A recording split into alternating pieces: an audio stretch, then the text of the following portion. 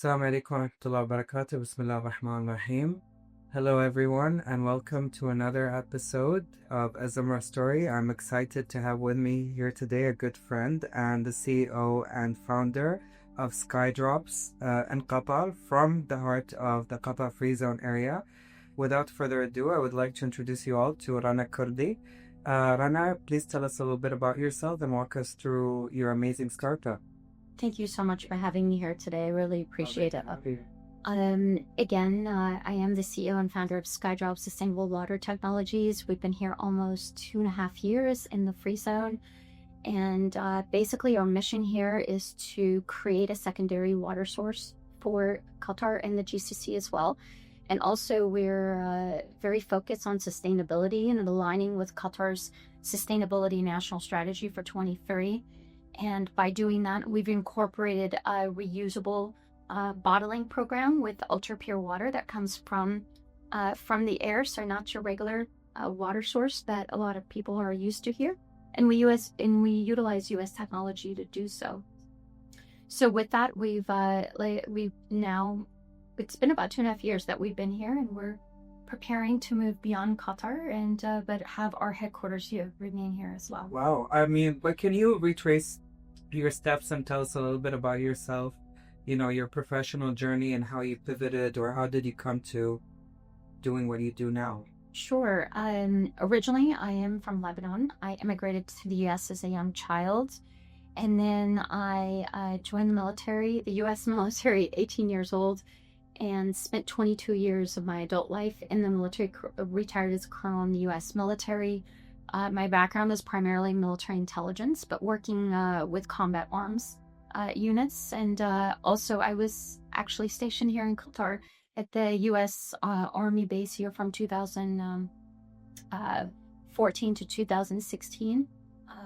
And so I definitely got to see the lay of the land here in Qatar and get an idea of some of the challenges that are here. So after I actually retired right before COVID, which was quite a feat for being able to transfer over from the military sector to the civilian sector. And once I made the decision to go ahead and retire and move forward, I really had no interest in continuing any sort of career in government. I really wanted to completely let go of that and do something different. So my first step was actually recommended to me by another retired military officer who suggested that education should kind of bridge that gap between the military and civilian sector. So I applied and was admitted and attended Oxford University in the UK to their global business program,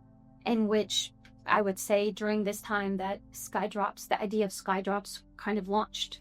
And no, I didn't come out of the military thinking that I might become an entrepreneur. I frankly did not know what the heck I was going to do. It was a very sudden decision to exit the military.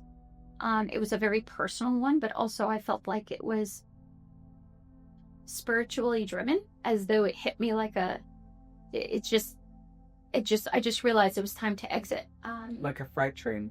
Like a freight train is the best way I could put it. And I think that I wouldn't call myself a super religious person, but I do believe Allah was kind of guiding me to where I am right now. And I see the signs in almost everything that I do, whether it's the failures or the success, it's all kind of leading towards a specific direction, and I'm sure things will continue to unfold. Can you tell me from a marketing standpoint, but also the reason why you felt like you had this enlightenment and why Skydrops? Because there are a lot of elements that are coming together. Yeah, it's really interesting because when we did the market research, this is enlightening and both kind of sad at the same time. Basically, we learned through market research that Arabs and Westerners could never look at a brand of water that was named an Arabic name as being premium water. Wow. So that was a very eye-opening. So we thought, well, shoot, okay, so we need we need an English name. Like they could not associate Arabs alike, which I find very interesting. I'm sure has some roots in that. So we realized we had to have like an English, an American name. And so at the time, the gentleman that we were going to be teaming up with, he came up with some ideas of, sky names or whatever. And one of the names that was brought up was Skydrops. So Skydrop, just Skydrop. And then I added the S of Skydrop doesn't sound right because there's more than just, one. So we came up with the idea of Skydrops. And of course, the rest of it I came up as far as the corporation Skydrops Sustainable Water Technologies. But Skydrop, and then I added on the H2O, Skydrops H2O. Again, the marketing showed H2O was more fancier and sexy than, water. So Skydrops H2O to give it more of a, the idea of water, the technology aspect of it, a more modern, feel of H2O. And then Drink the Sky, which I think was really a fun thing. Our marketing director, Rhana, is the one who came up with Drink the Sky. And the Habibi part was just like between a couple of different people in Skydrops, and it's just like the idea of everybody using the word Habibi. So we thought like Habibi Drink the Sky.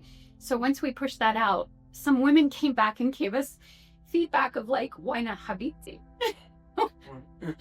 Which I thought was quite adorable. It's really charming.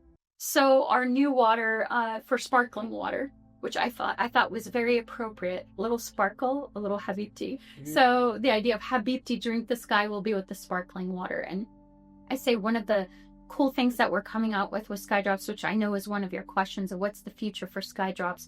Unfortunately, I can't speak on the strategic part because that's still hush-hush right now. But at least you're finding out from here first. Yes. The only thing I'd put out is we are preparing to go global.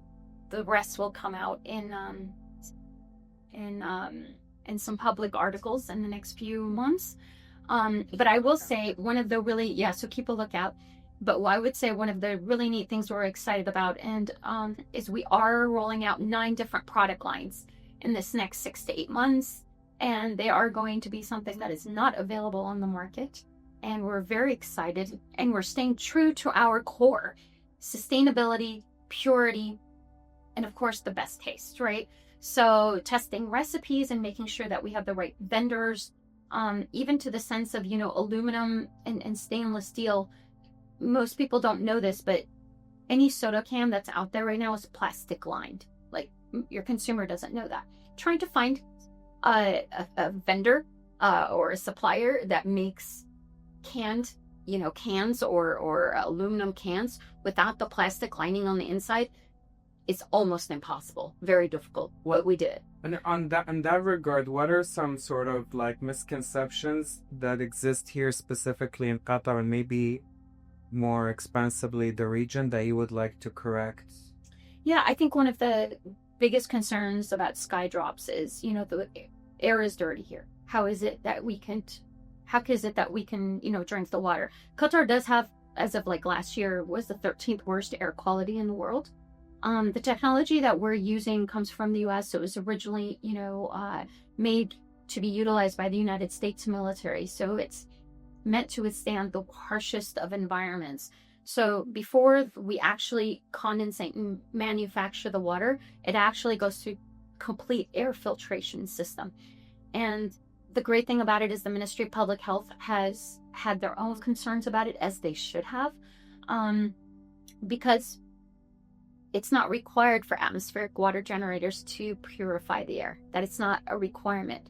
But ours, we do purify the air before we actually make the water, is that when it comes to toxins in the air, we strip everything. Everything is stripped. Toxins that you would typically find in regular drinking water is not found in our air water in any way, shape, or form. It's ultra clean. It's ultra pure. And when we say ultra pure water, that is not a marketing gimmick. That is a scientific term, because it doesn't, when it's extracted, it doesn't have salt. It doesn't have heavy metals. There's no chlorine, right? There's no chlorine and there's no toxins in the air. That is affecting your water. So it is ultra pure. We add minerals because it is required by regulatory bodies in the GCC that we add minerals to the water. So we have our own special recipe of minerals that include higher magnesium and potassium. And our alkaline water, let's just say, unlike other water companies, we do not hit the easy button or the cheap button when it comes to alkaline water. Alkaline water, the proper way to make alkaline water is by adding more minerals. That's how you get the higher pH levels. Some people don't do that. They'll add like an additive to make the pH level go higher. We do not do that. We add more minerals to do it naturally so that you get the full benefits of alkaline water. But can you also expound or elaborate the significance of, as consumers, people who are watching and listening, what is it, because they might have that misconception or conflated being too more expensive, but you're actually getting better value and a return on your investment, even in terms of your health. Like, these things go over people's heads, so can you... I completely agree. I don't think you could put a price on your health. I really don't. And I think that we get that a lot, in the market of, oh, you're priced at this point. What are your price points? So our price points, basically our 300 ml bottle of water is priced at 4 reals, right? And for our subscribers that get it to their home, they get it at 3.5 reals. However, when the bottle is returned to us, they get it at 40% off. So now you're looking at like a much, much lower price. And that's encouraged, again, to fit with the national sustainability strategy of we don't believe that recycling is working, not just here in the region, but frankly, globally. It's not working. The idea of reusing, that's why our bottles are really heavy. You'll notice it's really heavy. I was just at a sports event a couple of weeks ago at a company that we're sponsoring. And I almost had a heart attack because these kids were holding our bottle on concrete and they kept dropping it. And my heart is just like, as a parent, like, oh my God, it's glass. It didn't break, mashallah, like it didn't break and it held up. And the idea is that we want to encourage this idea of reusing, right? The reusing, because that cuts down on your carbon footprint. And of course, the glass is really, important versus plastic, especially in this heat. But I think when it comes about the investment in your health, especially in long-term health, I think it's so important is that I think when a society, it's really sad that we're willing to pay $10,000 for some purse that we carry around that just houses our junk that we carry around, but yet we don't want to invest in our bodies and have self-respect for our bodies and what we put inside of it.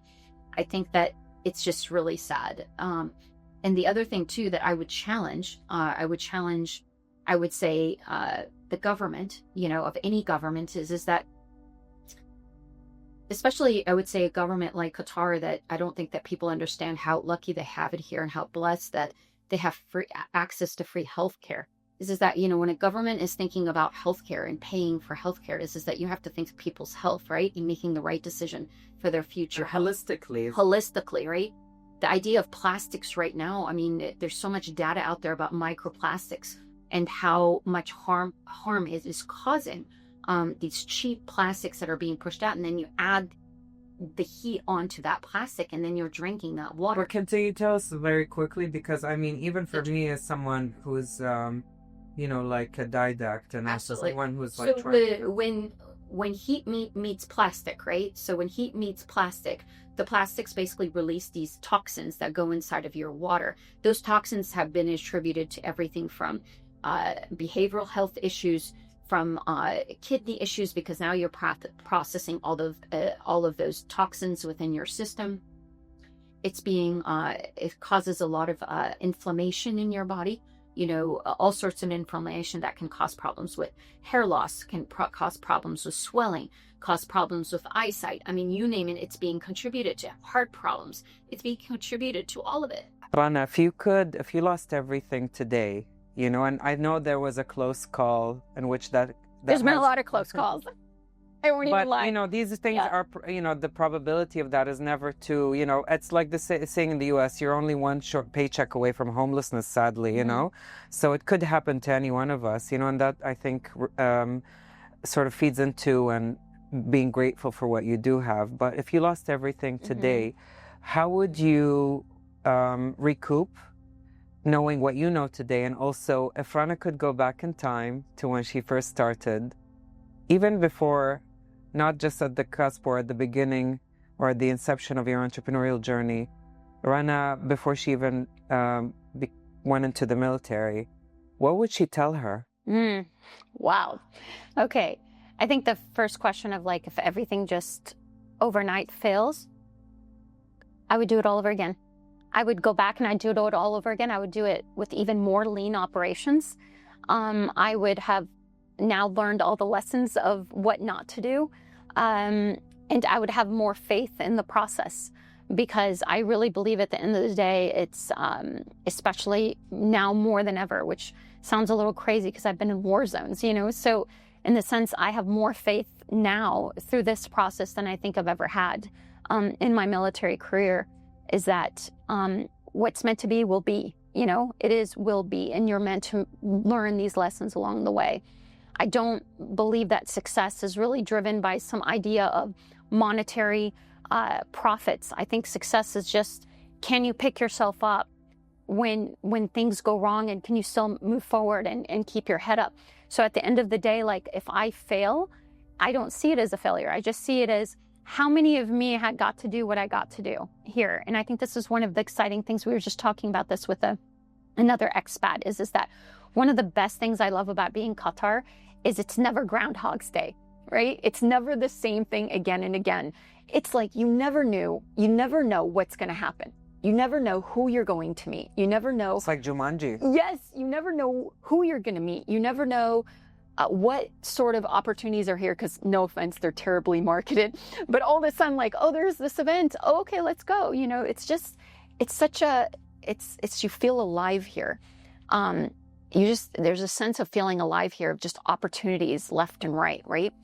And it's exciting. It's just really exciting. So I would say I wouldn't be scared to do it all over again with the lessons I've learned.